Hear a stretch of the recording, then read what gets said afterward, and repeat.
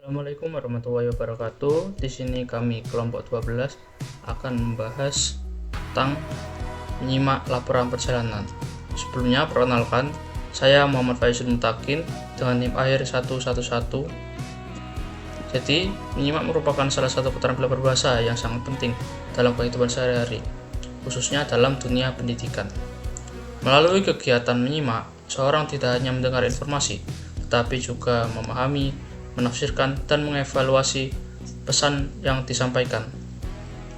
Salah satu bentuk kegiatan menyimak yang sering kita temui adalah menyimak laporan perjalanan, baik yang disampaikan secara lisan maupun melalui media audio visual seperti video vlog perjalanan. Laporan perjalanan berisi penyampaian pengalaman seorang saat melakukan perjalanan ke suatu tempat secara turut dan faktual. Oleh karena itu, kemampuan menyimak laporan perjalanan menjadi penting agar pendengar atau penonton dapat menangkap informasi utama, memahami alur perjalanan, serta mengambil manfaat dari pengalaman yang dibagikan. Dalam pembahasan ini akan diuraikan mengenai pengertian menyimak laporan perjalanan, tujuan, struktur, ciri-ciri, serta contoh penerapannya melalui video vlog perjalanan. Baik, di sini saya akan menyampaikan pengertian menyimak laporan perjalanan. Menyimak laporan perjalanan adalah suatu kegiatan mendengarkan dengan penuh perhatian terhadap penyampaian laporan yang berisi pengalaman perjalanan seseorang atau kelompok ke suatu tempat tertentu. Nah, kegiatan menyimak ini tidak hanya sekedar mendengarkan bunyi atau suara, tetapi juga melibatkan pemahaman, penghayatan, serta penafsiran isi informasi yang disampaikan secara lisan.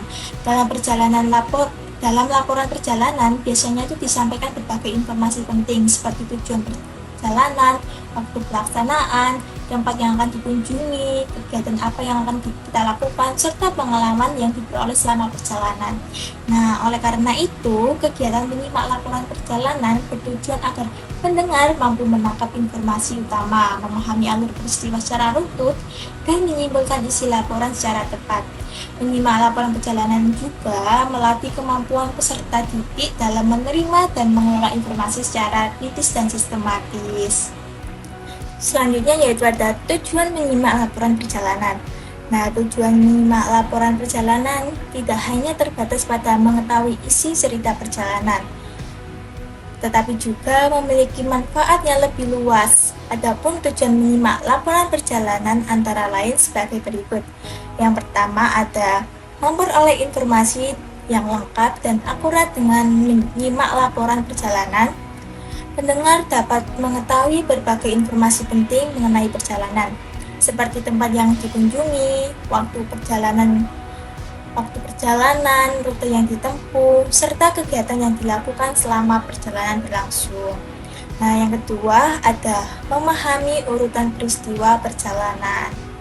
Nah, laporan perjalanan itu yang disampaikan secara kronologis sehingga menyimak bertujuan agar pendengar mampu memahami alur perjalanan dari awal hingga akhir secara runtut dan logis. Dan yang ketiga, menambah wawasan dan pengetahuan. Melalui laporan perjalanan, pendengar dapat memperoleh pengetahuan baru tentang kondisi geografis, budaya, lingkungan, atau kebiasaan masyarakat di tempat yang dikunjungi. Dan yang keempat, melatih konsentrasi dan kemampuan menyimak. Nah, melalui kegiatan menyimak, ada laporan perjalanan yang melatih pendengar untuk fokus, mencermati informasi penting, serta membedakan antara informasi utama dan informasi tambahan. Dan yang kelima, menarik kesimpulan dan mengambil perjalanan. Dari laporan perjalanan yang disimak, pendengar dapat mengambil manfaat, pengalaman, serta nilai-nilai positif yang dapat diterapkan dalam kehidupan sehari-hari. Selanjutnya yaitu ada struktur laporan perjalanan. Laporan perjalanan memiliki struktur yang sistematis agar informasi mudah dipahami oleh pendengar. Nah, struktur ini juga membantu penyimak dalam menangkap inti pembahasan. Adapun struktur laporan perjalanan adalah sebagai berikut. Yang pertama ada pendahuluan. Nah, bagian pendahuluan ini berisi penjelasan umum mengenai perjalanan yang akan dilakukan. Di dalamnya itu biasanya memuat latar belakang perjalanan, tujuan perjalanan, waktu dan tempat pelaksanaan, serta pihak-pihak yang terlibat. Nah, pendahuluan itu juga berfungsi sebagai pengantar agar pendengar mampu memahami konteks perjalanan sebelum memasuki pembahasan utama. Dan yang kedua, ada isi atau uraian perjalanan. Nah, bagian ini merupakan bagian terpenting dalam laporan perjalanan.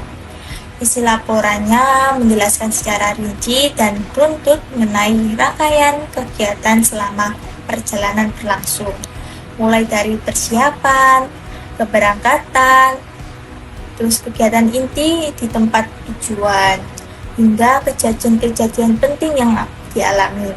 Nah, pada bagian ini juga dapat disampaikan pengalaman, pengamatan, serta hal-hal menarik yang ditemukan selama perjalanan. Dan yang terakhir ada penutup. Bagian penutup berisi kesimpulan dari seluruh kegiatan perjalanan yang telah dilaporkan. Nah, selain itu, penutup juga dapat memuat kesan, pesan, manfaat, atau evaluasi dari perjalanan tersebut. Bagian ini bertujuan untuk menegaskan kembali inti laporan serta memberikan gambaran aktif kepada pendengar. Yang selanjutnya yaitu ciri-ciri menyimak laporan perjalanan. Yang pertama ada fokus pada informasi faktual.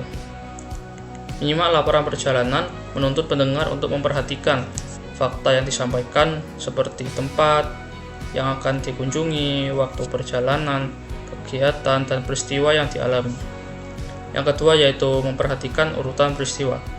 Laporan perjalanan biasanya diceritakan atau disampaikan secara kronologis, sehingga penyimak perlu memahami alur perjalanan dari awal hingga akhir. Yang ketiga yaitu mencatat informasi penting. Penyimak mampu menangkap pokok-pokok informasi seperti tujuan perjalanan, pengalaman utama, dan hasil yang diperoleh dari perjalanan tersebut. Yang keempat yaitu menggunakan konsentrasi tinggi. Kegiatan menyimak membutuhkan konsentrasi yang tinggi, yaitu perhatian penuh agar tidak kehilangan informasi penting yang disampaikan oleh pelapor. Yang kelima yaitu memahami bahasa yang digunakan.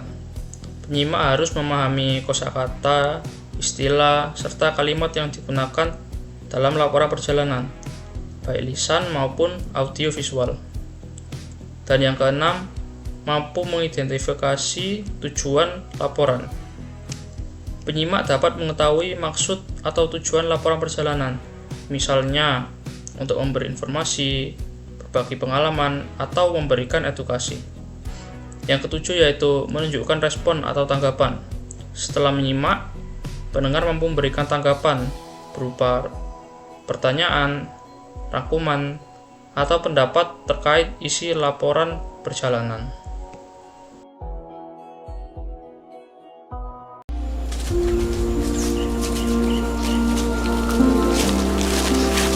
Sekarang aku berada di ujung timur Indonesia, di salah satu taman nasional terbesar yang ada di Indonesia.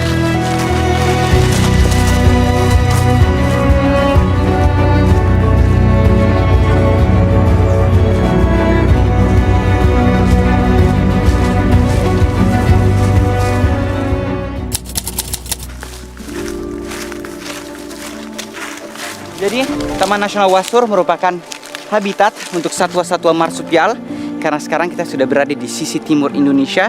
Dari sini lebih dekat ke Australia. Itulah sebabnya kenapa semua satwa yang ada di sini mirip dengan satwa-satwa yang ada di Australia. Salah satunya adalah kanguru atau mungkin wallaby. Sama seperti kanguru, tetapi lebih kecil. Pada awalnya tujuan utamaku adalah untuk melihat wallaby di alam. Namun ternyata untuk melihat wallaby di alam bukanlah hal yang mudah. Walaupun Taman Nasional Wasur adalah habitat untuk satwa marsupial seperti kanguru dan wallaby, sayangnya jumlah populasi bisa dibilang cukup rendah. Semua ini terjadi akibat adanya pemburuan yang terjadi secara ilegal. Dan semoga kedepannya kita dan masyarakat sekitar lebih sadar pentingnya untuk menjaga wallaby agar mereka tetap lestari di alam.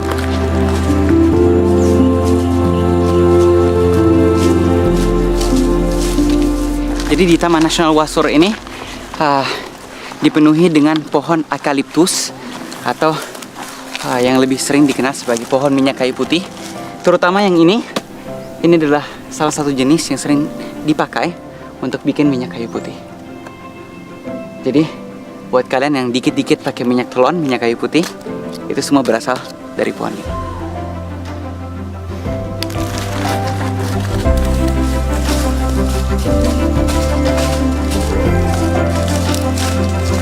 Oke, jadi di Taman Nasional ini ada satu hal yang unik yang aku pengen perlihatkan ke kalian. Ini adalah bumi sarang rayap, dan siapa sangka rayap sekecil itu punya rumah sebesar ini.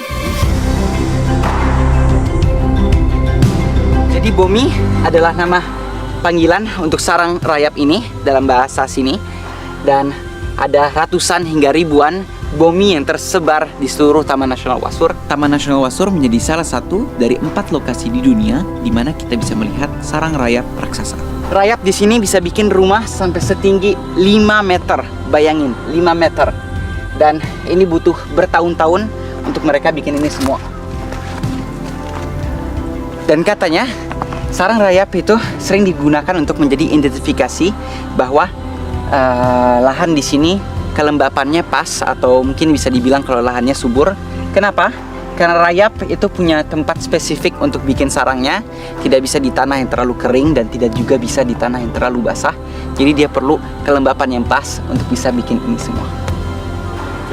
Dan anggap aja ini sebagai menara pencakar langit di Taman Nasional Wasur. Dan seperti yang kalian bisa lihat di atas sana, mereka lagi merenovasi rumahnya atau menambah, memperbesar sarang. Aku digigitin semut terus dari tadi. Fun fact juga, kalau semut menjadi salah satu predator utama dari rayap-rayap ini, makanya mereka terus merenovasi rumahnya, membuat lebih besar, lebih kuat untuk berlindung dari predator seperti semut yang dari tadi gigitin aku dan satwa-satwa lainnya. Oke, sekarang kita akan lanjut.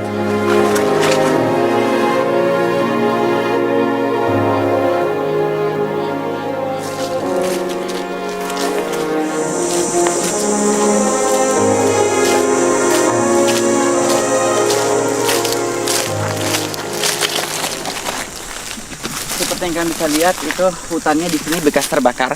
Tapi itu karena semua ini itu normal, karena hutan di sini memang diciptakan untuk terbakar.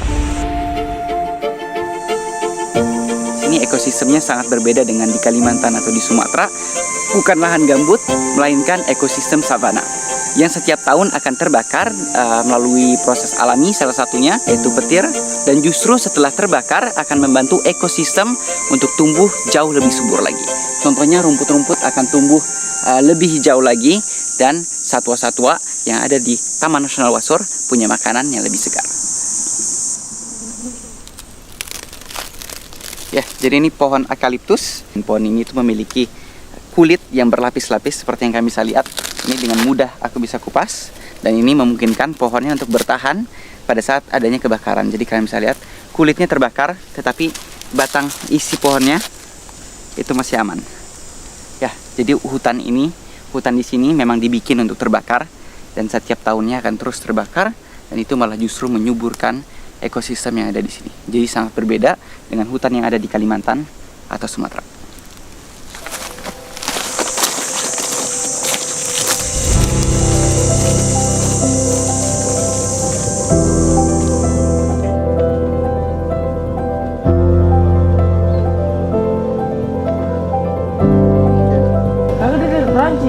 Prancis itu.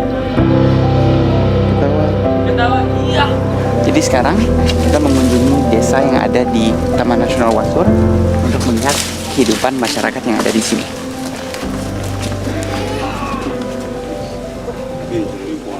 Pancing. Jadi tombak itu.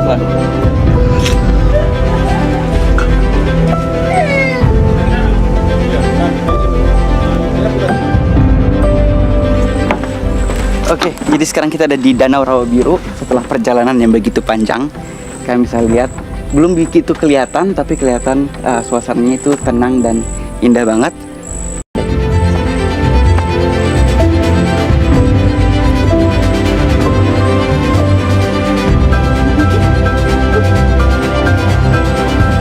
Di danau ini banyak ikan, banyak. Dan di sini mereka pakai umpan untuk pancingnya dari sarang semut, ya kan? Mereka masih malu-malu sama aku. Sambil menunggu bot, aku pengen jelasin sedikit ke kalian tentang danau yang akan kita kunjungin. Danau tersebut adalah sebuah sumber kehidupan untuk ekosistem sekelilingnya, tetapi ekosistem itu sendiri dia menjadi sebuah sumber air untuk satwa liar, untuk masyarakat sekitar, dan bahkan kota Merauke itu mengambil sumber air bersih berasal dari danau ini. Jadi danau ini sangat penting untuk ekosistem dan masyarakat di sekitarnya.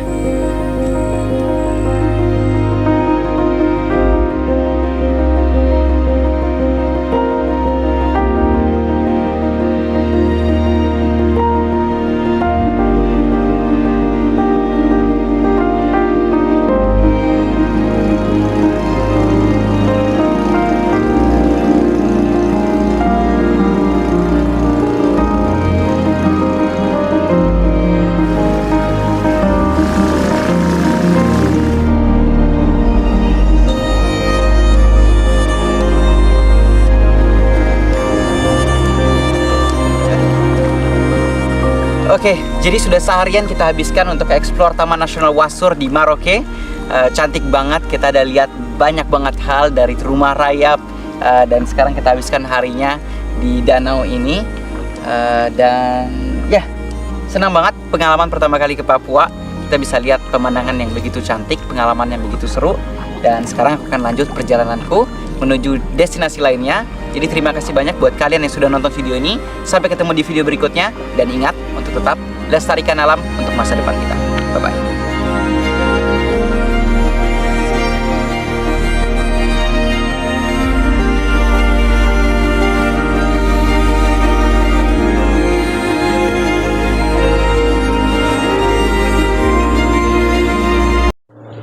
Baik teman-teman semuanya, di sini saya akan menjelaskan penjelasan isi tentang video vlog yang telah kita tayangkan tadi. Jadi vlog yang disampaikan oleh vlogger yang bernama Andre ini, dia menjelaskan di awal video bahwa Taman Nasional Wasur ini tuh memiliki geografis yang sangat mirip dengan daerah di Australia karena memiliki kedekatan wilayah yang cukup dekat.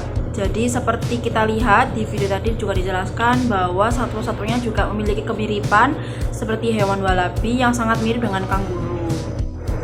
Nah, setelah menjelaskan tentang hewan walabi dan kondisi geografis yang berada di Taman Nasional Wasur, vlogger juga menjelaskan bahwa di Taman Nasional Wasur ini juga terdapat sarang rayap yang dinamakan dengan nama Bumi. Jadi Bumi ini, dinamakan dengan Bumi. Jadi Bumi ini tuh merupakan sarang rayap terbesar yang berada di Indonesia, tepatnya di Papua. Jadi sarang Bumi ini terdapat di 4 tempat di dunia, termasuk di Indonesia, dan menjadi ekosistem atau menjadi sebuah yang harus dilestarikan seperti itu ya teman-teman. Jadi sarang rayap ini tuh memiliki keistimewaan, yaitu dia tuh tumbuh sekitar 3-5 meter dan terus tinggi menyesuaikan dengan kondisi tanah. Jadi sarang rayap ini menjadi identifikasi masyarakat di sekitar untuk penentuan kondisi tanah apakah semakin lembab, subur atau sebaliknya. Kemudian di Taman Nasional Wasur ini juga sering terjadi kebakaran nih teman-teman. Nah, kebakaran ini terjadi bukan karena sengaja ya, karena memang terjadi secara wajar dan alamiah. Karena kebakaran di Taman Nasional Wasur ini tuh terjadi karena sebagai bentuk menyuburkan kondisi dan tanah yang ada di tanah nasional tersebut. Jadi seperti yang dijelaskan oleh vlogger tadi, di Taman Nasional Wasur ini juga banyak sekali ditumbuhi oleh pohon eukaliptus atau kayu putih tadi. Jadi ketika pohon eukaliptus ini terbakar, maka tidak sepenuhnya terbakar nih teman-teman. Jadi pohon ini tuh memiliki keunikan jika terbakar oleh kondisi alam yang terjadi secara alami, dia hanya terbakar di bagian kulit bagian luar. Jadi batang yang terdapat di pohon eukaliptus ini tuh memiliki berlapis-lapis ya teman-temannya. Jadi itu kayak dia tuh kayak ditumpuk-tumpuk gitu. Jadi ketika dia terbakar, yang terbakar hanya luarnya saja. Ketika kebakaran sudah selesai, dia akan mengelupas dan tumbuh menjadi batang baru seperti itu. Nah, setelah vlogger menyampaikan tentang kondisi geografis, kemudian tentang satwa liar yang bernama walabi, dan keunikan yang ada di dalam Taman Nasional Wasur ini, vlogger juga sempat mengunjungi dan berinteraksi dengan masyarakat sekitar di daerah Taman Nasional Wasur ini. Jadi masyarakat di sini itu sangat memanfaatkan kondisi wilayah di sekitar Taman Nasional Wasur ini ya teman-teman. Kemudian di sekitar Taman Nasional Wasur ini juga terdapat aliran sungai yang sangat jernih. Jadi kondisi alam di sekitar Taman Nasional Wasur ini menurut masyarakat setempat masih tergolong sangat bersih, masih aman dari jangkauan-jangkauan oknum-oknum yang tidak bertanggung jawab. Kemudian ditutup oleh vlogger juga menyampaikan ajakan untuk selalu menjaga dan melestarikan alam lingkungan sekitar. Nah, setelah penyampaian isi penjelasan dari vlog tersebut, di sini saya akan menjelaskan tentang aspek-aspek yang terdapat dalam video vlog tersebut. Jadi video vlog ini tuh berisi informasi yang edukatif ya teman-teman.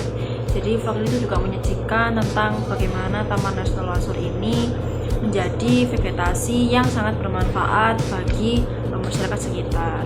Kemudian yang kedua ada aspek edukasi tentang pemahaman lingkungan. Jadi di vlog video yang kita lihat tadi, yang saya tayangkan tadi, memiliki aspek tentang bagaimana kita supaya memiliki kesadaran untuk melakukan pelestarian satwa dan ekosistem, khususnya walabi dan pohon eukaliptus.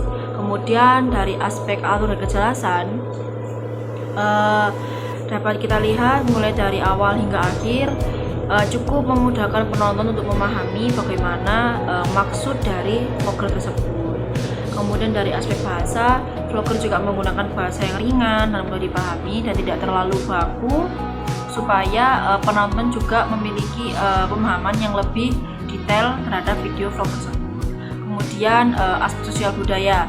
Jadi secara tidak langsung vlogger ini menampilkan tayangan-tayangan ini supaya memiliki penjelasan atau apa ya? Jadi menjelaskan tentang hubungan antara manusia dan alam dan bagaimana cara kita melestarikan untuk kita supaya hingga keturunan di masa yang akan datang, anak cucu kita dapat bisa menggunakan pemanfaatan dari alam tersebut. Selanjutnya yaitu kita kesimpulan. Berdasarkan pembahasan telah disampaikan, dapat disimpulkan bahwasannya menyimak laporan perjalanan merupakan kegiatan penting dalam memahami informasi yang disampaikan secara lisan maupun melalui media audio visual seperti video vlog perjalanan.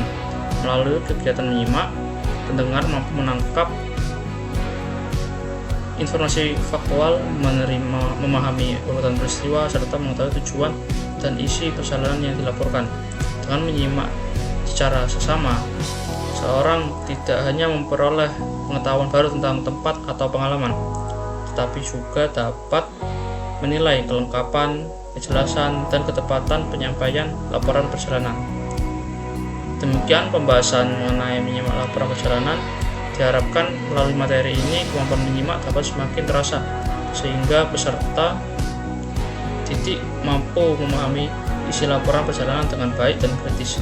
Selain itu, pemanfaatan media seperti video vlog perjalanan dapat membuat kegiatan menyimak menjadi lebih menarik dan juga lebih mudah dipahami. Semoga pembahasan ini bermanfaat dan diterapkan dalam kegiatan pembelajaran sehari-hari. Terima kasih, mohon maaf. Wassalamualaikum warahmatullahi wabarakatuh.